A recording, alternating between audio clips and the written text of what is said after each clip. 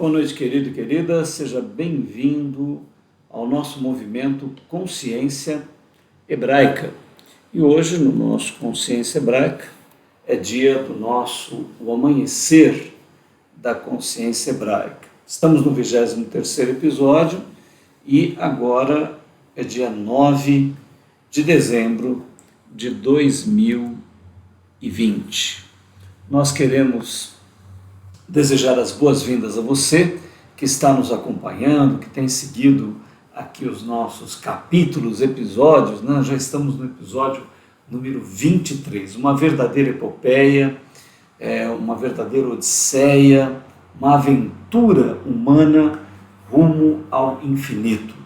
E a consciência hebraica, quase 6.000 anos datados aí na cultura hebraica e bilhões de anos do universo, nós temos aí uma revelação da intuição do animal que nós somos, interagindo e intuindo a divindade e compreendendo dela o sentido, a direção, a missão, o propósito, ao contrário de uma probabilidade de não haver sentido algum, de não haver propósito algum. Nós temos a perspectiva através de Yahvé Elohim Adonai, o Deus de Abraão, Isaac e Jacó, o Deus dos profetas, e na verdade o Deus de todos os povos, a divindade manifesta em todo ser humano, presente em toda a história humana, tá? Evidentemente culturalmente com nomes diferentes e com uma revelação extraordinária em Israel, aos hebreus, mas cada povo a absorvendo de uma maneira e compreendendo, e ela querendo se revelar a todos os povos. Então, nós estamos num ponto culminante, né? Um ponto central. Estamos falando do surgimento da natureza humana. E você vai ter oportunidade, se você permanecer aqui no trabalho, de ver a beleza, a arquitetura do Gênesis. Né? O Gênesis é um instrumento maravilhoso, impressionante, de Moisés, um homem extraordinário que formatou todas as coisas, dando a elas um símbolo maravilhoso, né? E evidentemente a capacidade humana de poder compreender tudo aquilo que Moisés, um gênio da humanidade, um gênio da literatura, um gênio, um dos maiores gênios do simbolismo, a capacidade de realizar parábolas, né? Em 3 capítulos, evidentemente não com objetivo técnico, mas poético, ele sintetiza bilhões de anos e os principais fundamentos da história humana e da arquitetura do ser humano, do animal hominal. Então, assim, é sem comparativo na literatura universal. Só que transformaram o Gênesis numa história da carochinha, né? Uma história de mitologia, mitológica. Né? Próprios descendentes da cultura hebraica, sem conseguir avaliar o texto maravilhoso que tinham nas mãos. Albert Einstein mesmo, um físico incrível, né? Judeu, descendente do povo de Israel, com toda a capacidade imaginativa que ele tinha para a física, não conseguiu ler as escrituras, não conseguiu ler os textos hebraicos nos seus símbolos, achou aquilo tudo uma mitologia. Ou ele não leu, ou leu pouco, ou não se interessou. Mas da maneira como nós vamos abordar, não de uma maneira literal, não procurando um manual técnico, mas de uma maneira poética, simbólica, intuitiva, vocês vão... se preparem, porque o texto é de uma beleza, de uma maravilha. Né? E até os nossos dias de hoje, olha, o ganhador do Nobel, aí, o Saramago, né? Escritor português, brilhante, né? Você vê ele escrever sobre o Gênesis, causa piedade, né? Parece um adolescente, uma criança com pouca capacidade, lendo um texto... infelizmente, não teve condições, né? Viu que ficou na parte externa do texto. Né? Então, bom, aquele alerta que nós sempre fazemos, né? Se você lê a parte externa do texto, ela tem uma funcionalidade. Eu não estou dizendo que ela é errada ou que ela é inútil, de forma alguma. O texto tem camadas. Nós vamos ir em determinadas camadas que nos atendem, né? Não significa que isso seja mais ou menos, ou melhor ou pior, né? Se você está numa camada do Gênesis que te satisfaz, né? Se você tem buscado a divindade, se consagrado, integrado o teu ser na grande realização com que você tem lido, e isso está ótimo para você, não há dúvidas, pare aqui o vídeo, nem continue assistindo, porque talvez isso possa até prejudicar a tua relação com o texto.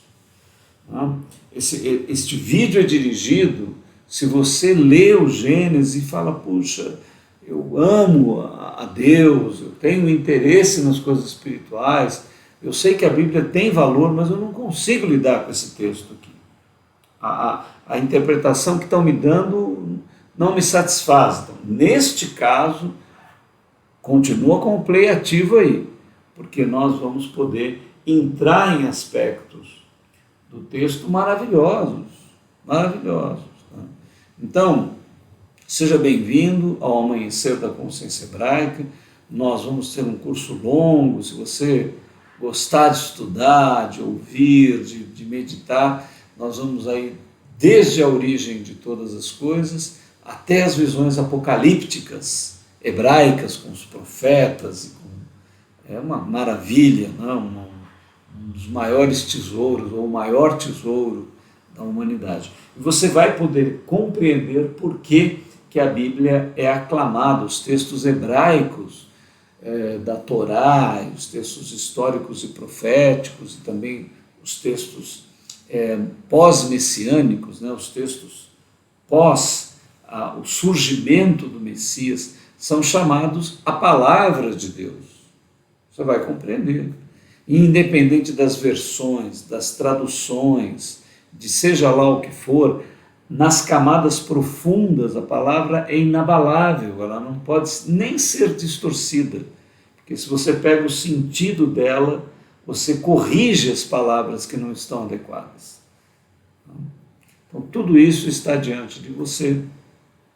Nós queremos servir você, nós queremos colaborar com você, com a sua espiritualidade. Se em qualquer momento que falarmos aqui não for considerado por você correto, não for considerado por você inspirado, interessante, para aproximar você de Yahvé, Elohim, Adonai, ou seja, de Deus, o Pai, do Criador, e também de Yeshua HaMashiach, o Messias, Jesus, o Cristo, desconsidere.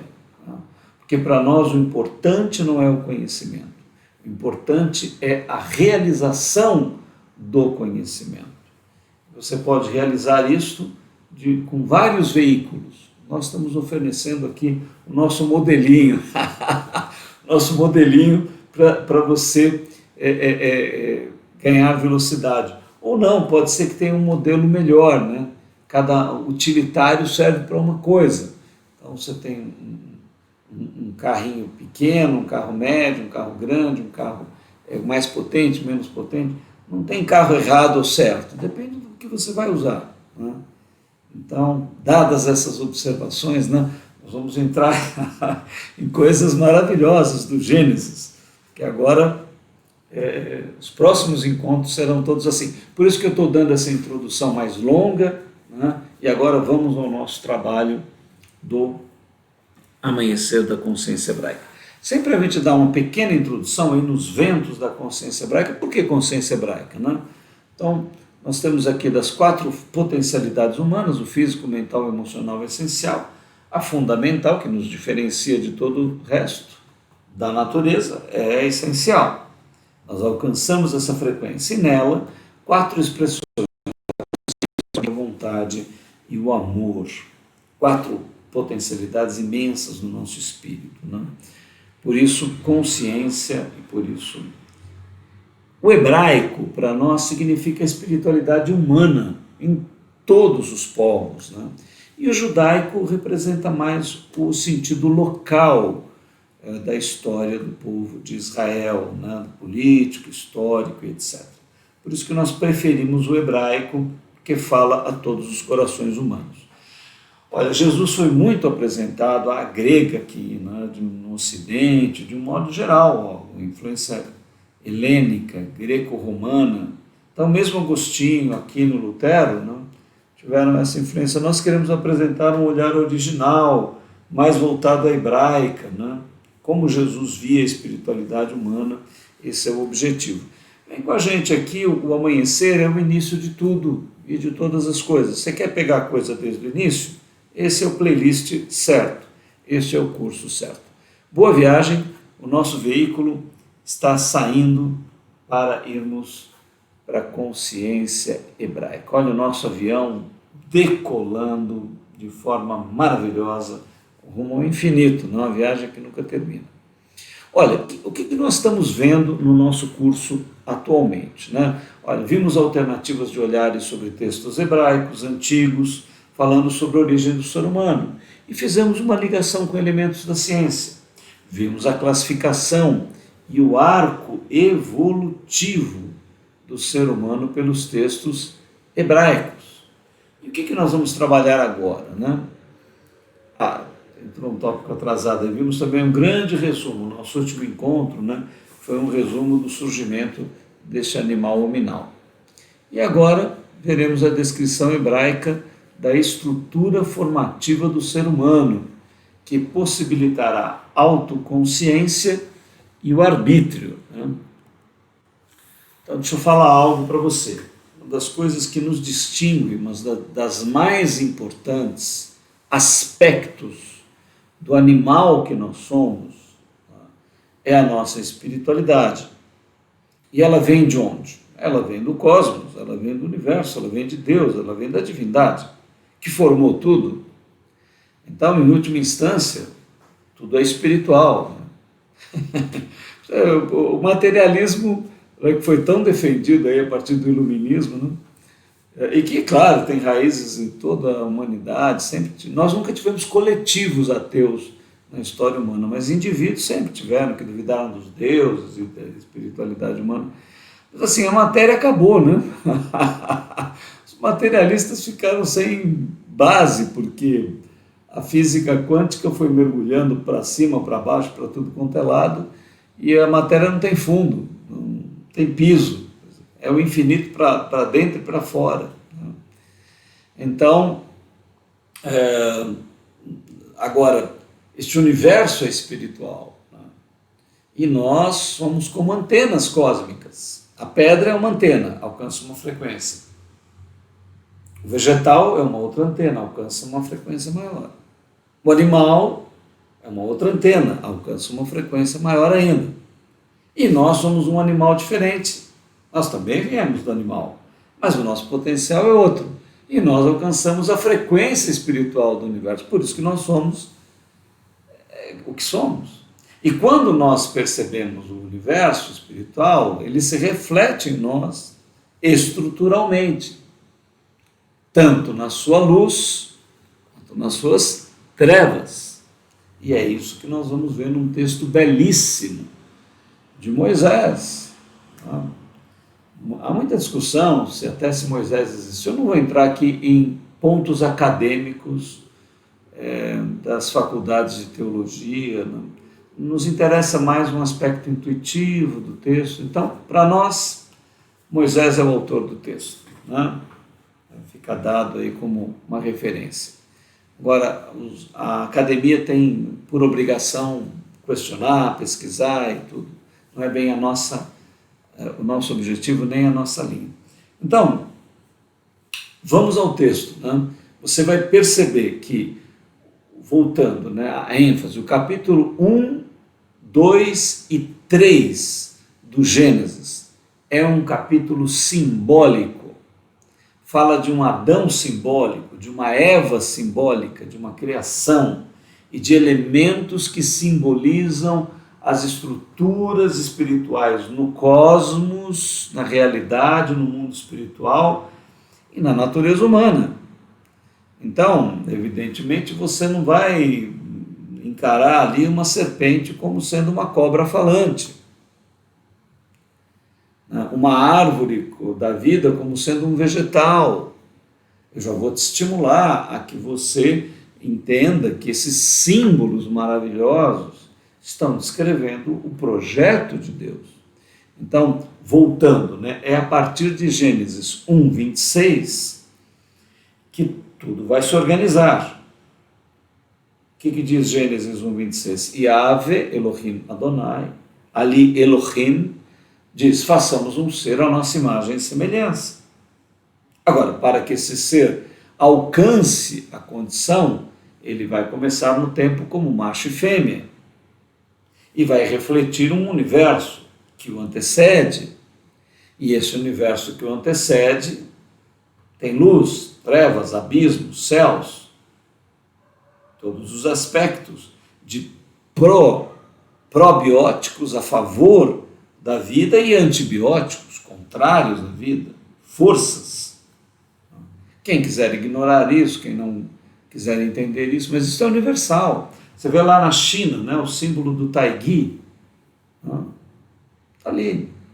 Em todas as culturas, em todos os povos, nós temos essa visão. E na realidade hebraica, na consciência hebraica, na expressão hebraica, no Gênesis de Moisés, capítulos 1, 2 e 3, você vai ver isso com muita clareza. Já inicia lá em Gênesis 1, dizendo, no princípio criou Deus os céus e a terra era sem forma e vazia, havia trevas sobre a face do abismo. Naturalmente, isso é colocado assim, não há nenhuma confusão de queda, de traição de Deus, de incapacidade divina e um monte de coisas que foram acrescentadas. Não, simplesmente é dado, olha, é necessário. Por quê?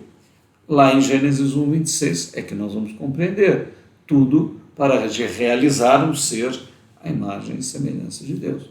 Então, esses são os pontos que nós estamos aqui vendo. Veremos a descrição hebraica da estrutura formativa, a estrutura que vai formar o ser humano. Está vendo? Onde é que está essa descrição? Gênesis 1, 2 e 3. Ela vai dar a estrutura. Então, quando falar em árvore da vida, árvore do conhecimento do bem e do mal, Adão, Eva, Éden, jardim, evidentemente, é uma grande parábola. Se está falando de um jardim, de uma árvore em algum lugar, de uma serpente que fala, não é? Evidentemente, se tudo isso tem alegrado o teu coração e você está bem com tudo isso, nem precisa continuar o estudo. Mas se você olhava para isso e falava, puxa, tem alguma coisa aqui que eu não estou entendendo, então você vai ver que o gênio de Moisés é uma coisa impressionante. Como que um texto desse foi produzido? Não dá para entender até hoje. Só mesmo uma intuição maravilhosa, Mas a maioria das pessoas, eu citei aí, o Saramago, ganhador de Nobel, escritor, mas vê ele falar do Gênesis, você quer morrer, porque você fala, meu Deus. Mas aí você entende a mentalidade média, média não, no caso dele, tão acima da média, um escritor, mas não entendeu nada. Aí nós temos que ser humildes até em colocar, dizer, olha, sem arrogância, sem prepotência, sem nada, mas também não podemos dizer que a pessoa entendeu. Você vai ver o que ele escreveu, faça o teste aí e veja. Muito bem. Então vamos adelante. Você vai ver que essas estruturas vão possibilitar a autoconsciência e o arbítrio. Ok? Vamos lá? Origem da autoconsciência e do arbítrio humano. Então aqui, Gênesis 2, 8 e 9. Olha aqui, E plantou o Senhor Deus um jardim no Éden, do lado oriental, e pôs ali o homem que tinha formado. Então, para a gente aqui, eu vou retomar o nosso gráfico da criação. Ali nós vamos ver os elementos fundamentais que já, se você não pegou os outros capítulos todos, assista. Assim, pegar aqui no meio pode ser um pouco complicado, né? Porque nós já tratamos de assuntos muito importantes. Então, por exemplo, olha aqui no nosso gráfico, o que você vai encontrar, né? A gente já tem elementos estruturais aqui, ó. Nós temos aqui o universo, ó. Tá vendo? Essa é a dimensão material, os 15 bilhões de anos-luz. Aqui está o planeta Terra, aqui está o ser humano. Então, tudo isso, ok. Mas isso está inserido aonde? Isso está inserido numa região abissal. O abismo, como foi, eu coloquei ali em Gênesis, né? Está colocado no capítulo 1, no princípio criou Deus os céus e a terra era sem forma e vazia, e havia trevas sobre a face do abismo. Então, olha aqui, o abismo, e o que está antecedente a isto? O que está antecedente a isto é os céus, a dimensão do atemporal, do eterno. Então, quando o universo aqui será formado, qual que é o objetivo da divindade? É Gênesis 1, 26, façamos um ser à nossa imagem e semelhança. Esse ser vai surgir aonde? Na Terra. Então, o que é o jardim do Éden? Então, a palavra Éden, em hebraico, significa delícias. E o que são as delícias de Deus? As delícias de Deus é o que realiza o seu propósito. É o ser humano. Então, quando você vê este ser humano num jardim, e esse jardim é do Éden, então esse jardim é o próprio ser humano. Ele é as delícias de Deus. Aqui você vê refletido, ó, parte do abismo. Tá vendo? Este A pode ser visto como abismo. Mas quando a consciência do ser humano concorda com o abismo, ele gera uma natureza que já é fruto das suas decisões, a natureza anticrística. E aqui você pode ver esse ser como céu, um reflexo da luz do universo. Só que quando a consciência humana concorda com o céu, isso vira qualidade crística, porque já é uma decisão do arbítrio humano, entendeu? Então aí fica quietinho aí, porque o nosso jato vai decolar. Então aqui, ó, esse é o panorama em que o ser humano vai surgir. Então, nós estamos dando os elementos básicos. Agora, nós vamos voltar para o texto do Gênesis, e aí você já vai começar a ter um outro entendimento. Olha aí, quando o texto diz assim, e plantou o Senhor Deus um jardim do lado oriental, e pôs ali o homem que tinha formado. Então, este jardim é o centro do propósito de Deus. Qual é o seu centro? É formar um ser à sua imagem e semelhança, Gênesis 1, 26. Isto é a delícia de Deus? Sim, isto é a delícia de Deus. É o Éden de Deus. Então, este jardim é a sua criação, ou é o planeta Terra, e o Éden? O Éden é o próprio ser humano, que vai começar na condição animal, hominal, mas vai chegar a templo da divindade, a filho de Deus, e pôs ali o homem que tinha formado, mas o homem em que condição? Olha o 9. E o Senhor Deus fez brotar da terra toda árvore agradável à vista. Mas ele colocou o homem e não tinha nem árvore ainda que tinha brotado? Então você vê que aqui está se descrevendo o seu propósito, a sua planta, dando os elementos que serão colocados. Fez brotar à vista, boas para a comida, e a árvore da vida no centro do jardim, e a árvore do conhecimento do bem e do mal. Então aqui começa a primeira questão fundamental. O que é esta árvore que está no centro do jardim? E a árvore do conhecimento do bem e do mal? Também está no centro? Aí não fala posição. No centro está a árvore da vida. E o que é esta árvore da vida? É um vegetal? Então, se o jardim é toda a criação, ou o planeta Terra, se o Éden é o propósito central desse jardim, que é o ser humano, Gênesis 1, 26, façamos um ser à nossa imagem e semelhança, mas vai começar na condição de animal, alma vivente. Nos outros capítulos nós já demonstramos isso. Agora, o que é esta árvore do conhecimento, do bem e do mal? O que é esta árvore da vida? Então, não pode ser um vegetal.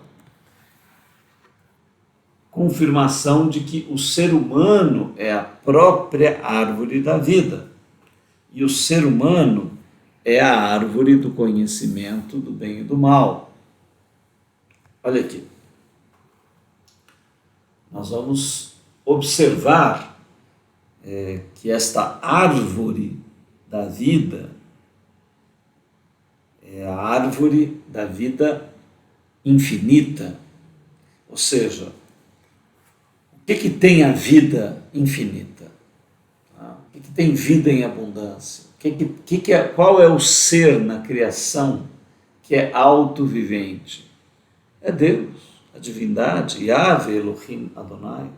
A vida dele não vem de fora, ele não depende de ar, de atmosfera, de alimento, de nada.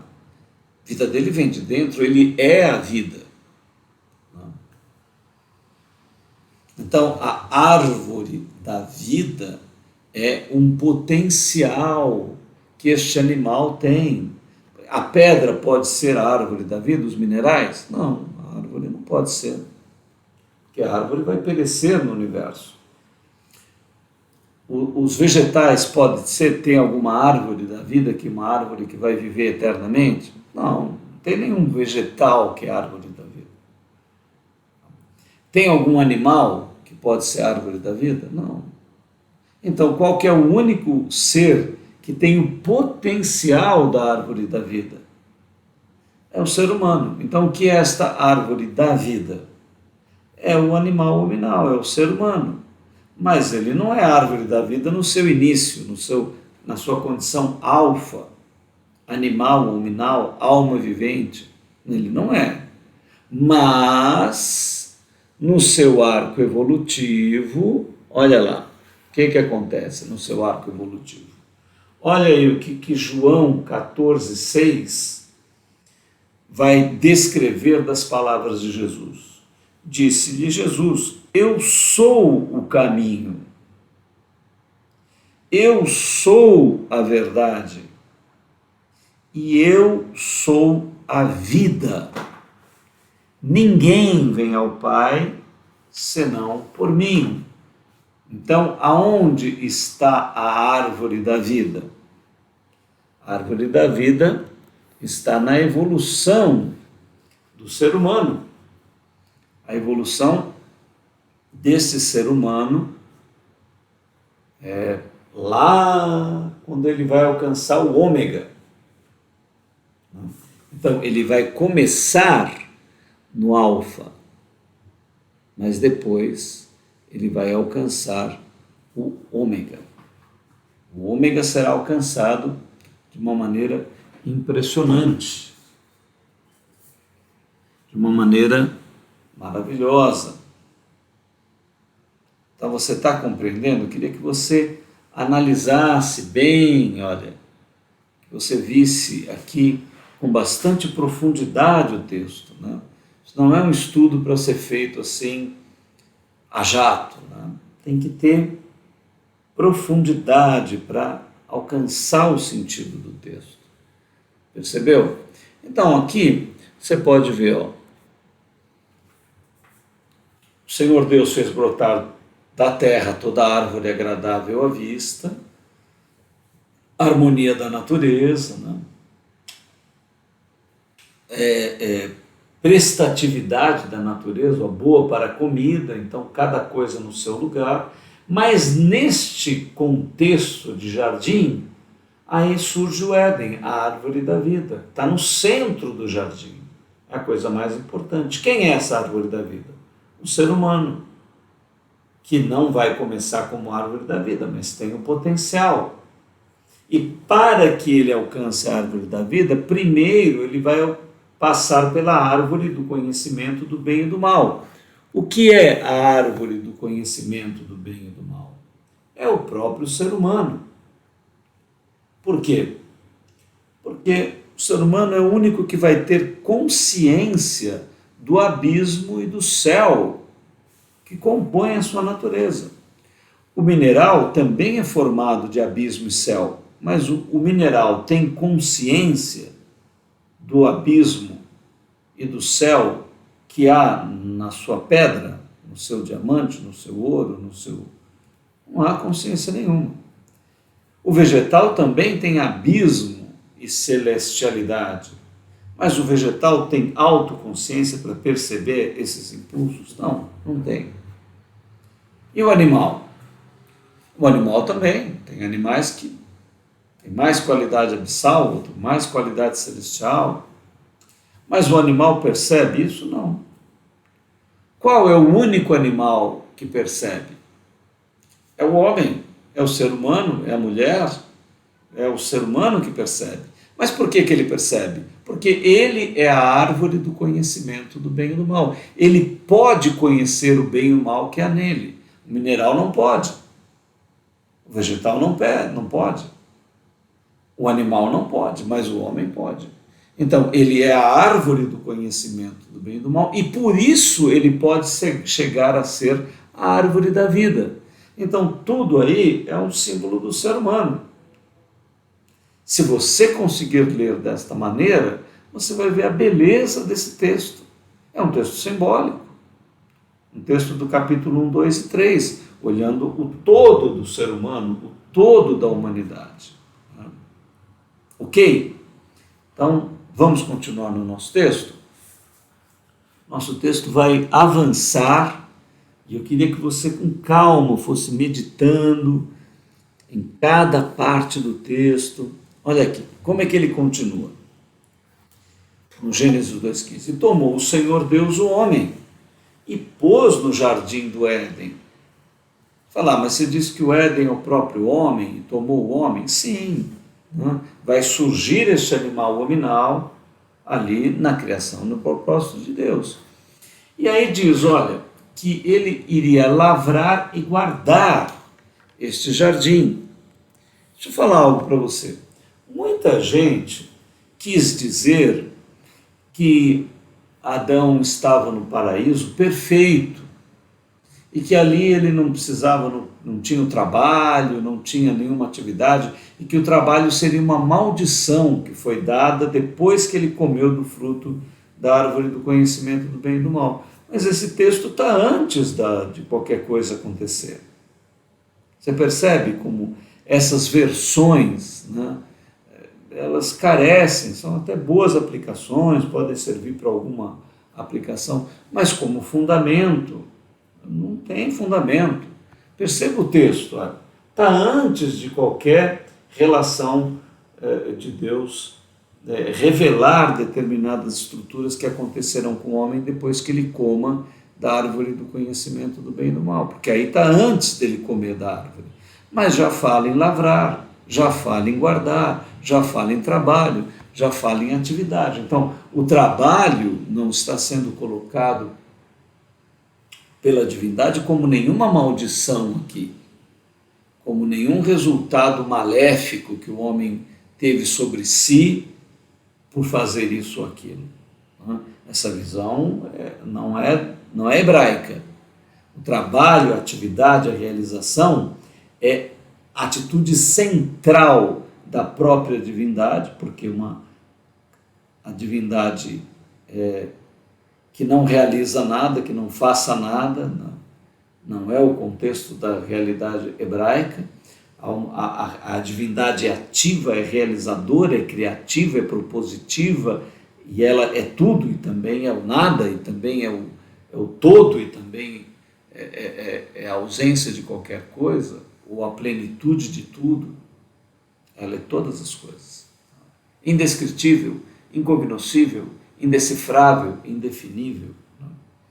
Todas as palavras, todas as aplicações humanas.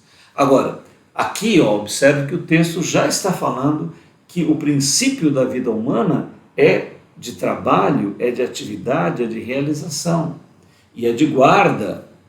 Você vê que tem duas dimensões, trabalhar e guardar. Guardar é um princípio de conservar, de preservar, de manter. Então, esses dois fundamentos vão ser base de toda a cultura ocidental, influenciada depois, influenciada pelo Oriente, né? Isso tudo vem do Oriente. Nós temos a evolução que segue o mesmo círculo do Sol, né? Ou seja, do Oriente para o Ocidente. A história humana se desenvolve desta maneira. Tá? Então, olha que maravilha como essas palavras vão nos dando um contexto histórico fundamental. E ordenou o Senhor Deus ao homem, dizendo: de toda árvore do jardim comerás livremente, mas da árvore do conhecimento do bem e do mal, dela não comerás, porque no dia em que dela comerdes, certamente morrerás. Olha, aqui o símbolo se torna maravilhoso se você tiver o entendimento, mas se você não tiver, torna-se confuso. Está dizendo, olha, mas a divindade está dizendo para que o homem não coma, né, deste fruto. Agora, o fruto é o próprio ser humano, né, e nós vamos falar aqui de forças antagônicas. Então, é necessário agora, para este ponto da parábola, a parábola se torna em dois personagens, que é o princípio da luz e o princípio das trevas, que é o princípio probiótico e antibiótico. É necessário que essa divisão, né, que esse gradiente aconteça. Então vai haver uma força que diz para que o homem não coma, não evolua, não cresça, e outra que o homem evolua, que o homem cresça, que o homem se desenvolva. Né? Então, não significa que esta ordem de Deus seja uma ordem total, única.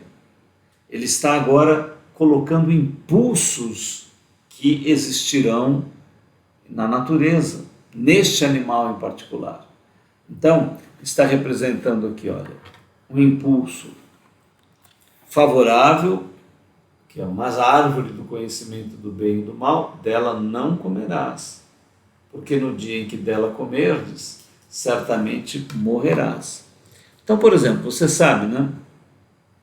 Há um princípio fundamental na vida, na natureza, no aspecto da natureza humana.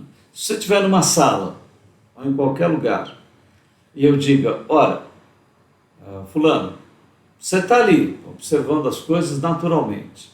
Aí eu digo para você, olha, você pode olhar para qualquer ponto dessa sala, mas menos para aquele ponto ali. O que eu acabei de lançar para você? Você mesmo responde. Você estava numa sala, tinha muitos objetos. Estava olhando ali e estava tranquilo. Aí eu entro na sala e digo, olha, você pode olhar para qualquer objeto, menos para um objeto. Você acha que com esse meu gesto eu te coloquei na direção daquele objeto ou eu fiz com que você nunca olhasse para aquele objeto? E você responda aí o que a tua natureza, o que você conhece da natureza humana para você descrever. Então, quando o texto diz não comerás, o que o texto está dizendo? A certeza de que o homem irá comer, a necessidade do homem comer, o impulso do homem comer, a direção certa de que ele coma. Você percebe esse aspecto do texto? Então, aqui está sendo representado dois impulsos, mas eles terminam no mesmo lugar, porque quando a divindade diz não coma, e daqui a pouco a serpente vai dizer coma, é o inevitável, era o necessário. Não? Por quê? O mineral não sabe que existe ou que vai deixar de existir. O vegetal não sabe que existe e não sabe que morre.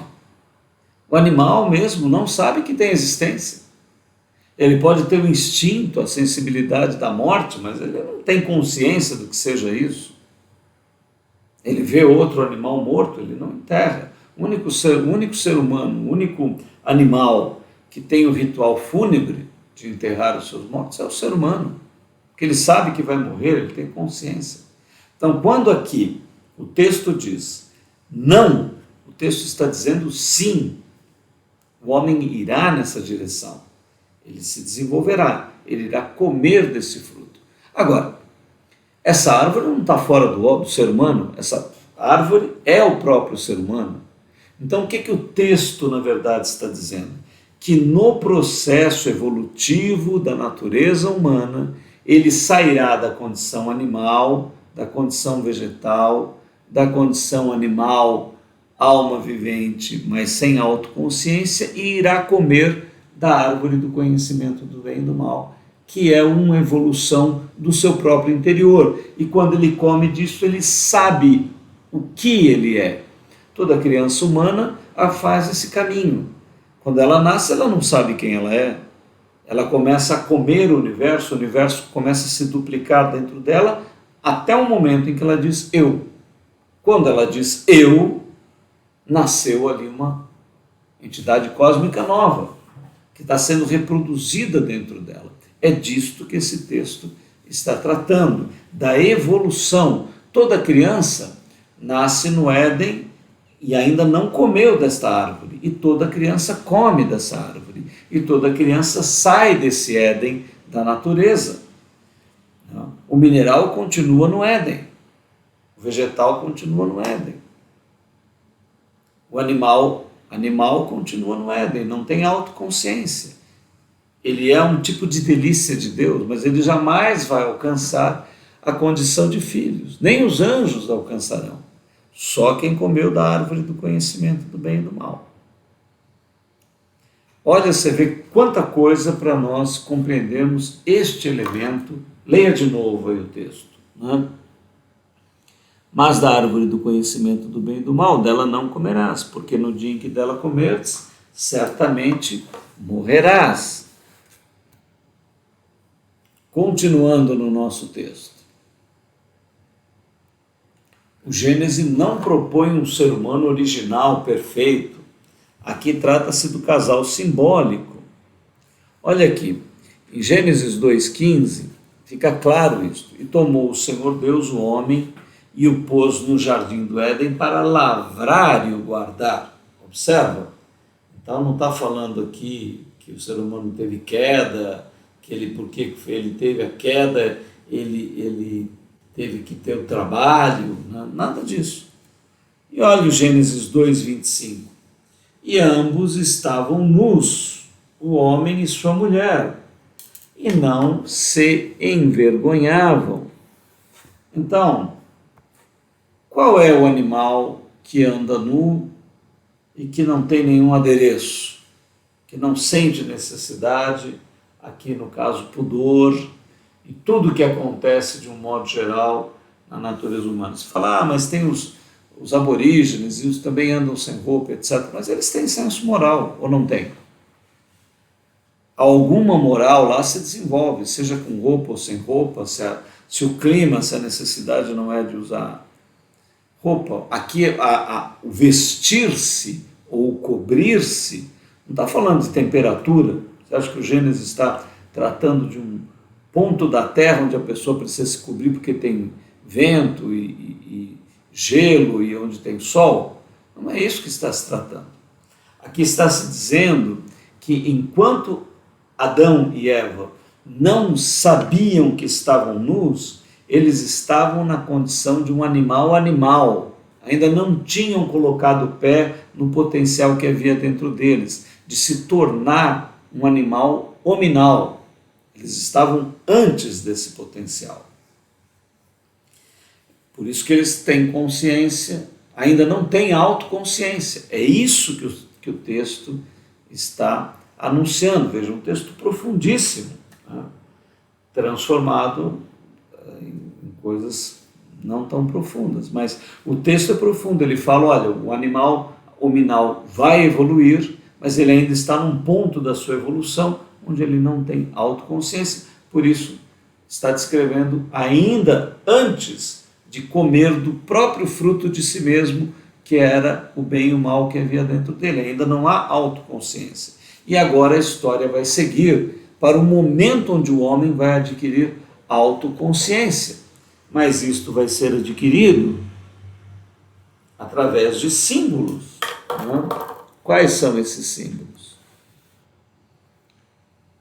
Casal simbólico na condição do animal sem autoconsciência, né? Olha, nós já estamos chegando aí próximos aos 50 minutos e eu quero dar só uma pequena, que nós vamos entrar já no texto principal, Gênesis 3, 1, 25. Tá? Então vamos dar só mais um comentário nesse verso e na semana que vem nós retomamos. Olha, um maravilhoso capítulo que trata do arco evolutivo do ser humano. Então, esse capítulo 3 é uma coisa assim surpreendente, maravilhosa, né? Impressionante. Por quê? Porque ele vai tratar do arco de evolução do ser humano. Quando ele sai da condição aqui animal, alma vivente, mas ele é um animal diferente, ele tem o potencial de dar um passo evolutivo. O que é esse passo evolutivo? Ele come de um potencial que é ele próprio, que está dentro dele, a árvore do conhecimento do bem e do mal, que é ele mesmo. Mas antes ele estava num ponto, ainda não se sentia nu, ele ainda estava misturado com a natureza, ele não se distinguia, mas ele evolutivamente vai comer de um fruto da árvore que é ele próprio, ele come da primeira árvore, mas não come da segunda. Só tem um ser humano lá adiante que vai comer da segunda árvore e vai se tornar a própria vida. Aí nós estamos falando de um Messias que será prometido nesse texto e que vai completar esse arco das duas árvores. Nós somos representantes de um animal que comeu só da primeira árvore, mas já temos um que comeu da segunda árvore, porque nós somos as duas árvores. Mas e para alcançar a segunda árvore que está dentro de nós? A primeira nós já alcançamos. Toda criança humana come desse fruto e ganha autoconsciência. Se não tiver algum problema genético, ele segue esse caminho, senão ele fica num ponto ainda sem comer desta árvore. Mas normalmente todo animal hominal tem esse potencial e come. Então, essa serpente nós vamos deixar para a semana que vem. O que é agora a mulher e a serpente neste capítulo do Gênesis? Não perca, tá? Nós estaremos avançando nesse capítulo 3 do Gênesis, que é um capítulo maravilhoso, impressionante, né? E nós, então, queremos alegremente, né, com muita satisfação, poder servir a vocês, mostrando perspectivas novas, interessantes, que talvez te estimulem a ter a Bíblia num contexto maior, maravilhoso, que possa direcionar a tua vida tanta sabedoria, tanto conhecimento, né? Então, nós somos um movimento Consciência Hebraica, nós estamos no Telegram, estamos no YouTube e queremos estimular você.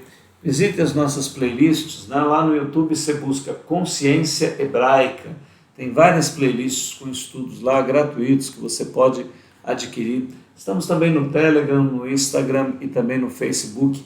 A gente está aperfeiçoando essas redes, cada vez ela vai servir melhor vocês.